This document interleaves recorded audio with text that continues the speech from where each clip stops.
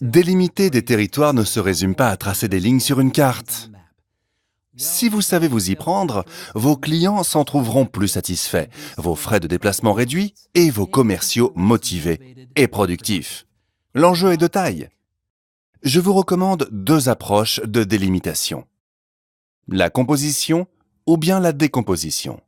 Elles ressemblent aux approches prévisionnelles ascendantes et descendantes. Voyons comment faire. La méthode de la composition consiste à demander à chaque commercial de jauger sa capacité de travail et la fréquence des démarches requises auprès des clients. Voici le détail. D'abord, la tâche de vente. Quel type de clients faut-il démarcher et combien sont situés dans notre zone? Quels produits ou services vendons-nous? Dans ce cadre, que doit faire un commercial pour conclure une vente et combien de temps cela prend-il? Reprenons notre précédent exemple médical. Nous vendons des appareils de diagnostic à des hôpitaux, cliniques et médecins. Notre zone géographique en compte 1000.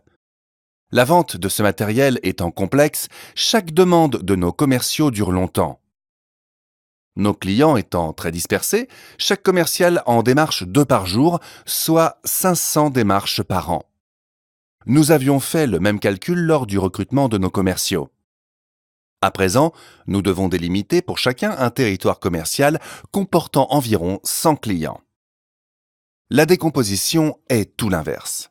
Vous divisez le potentiel de vente prévu pour votre entreprise par le nombre de commerciaux dont vous disposez.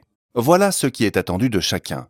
Puis, vous délimitez un territoire correspondant à ce volume.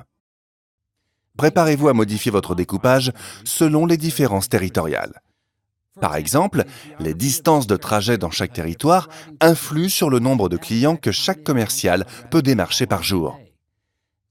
Les problèmes de concurrence ou d'approvisionnement peuvent aussi imposer de repenser la taille ou la forme des territoires. Voici quelques conseils pour délimiter vos territoires. D'abord, exploitez les frontières qui existent déjà.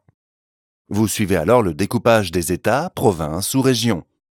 Par exemple, en englobant dans un territoire tous les États de la Nouvelle-Angleterre, ou encore en vous basant sur les villes ou les codes postaux. Chaque commercial sait ainsi clairement où intervenir et où ne pas intervenir afin d'éviter de marcher sur les plates-bandes de ses collègues. Tous vos territoires n'auront pas la même taille ni la même forme car c'est avant tout leur potentiel de vente qui doivent être comparables. Veillez à ce que vos systèmes financiers et informatiques puissent comptabiliser les ventes selon vos délimitations géographiques. Vos progrès se mesurent par vos résultats à l'échelle territoriale.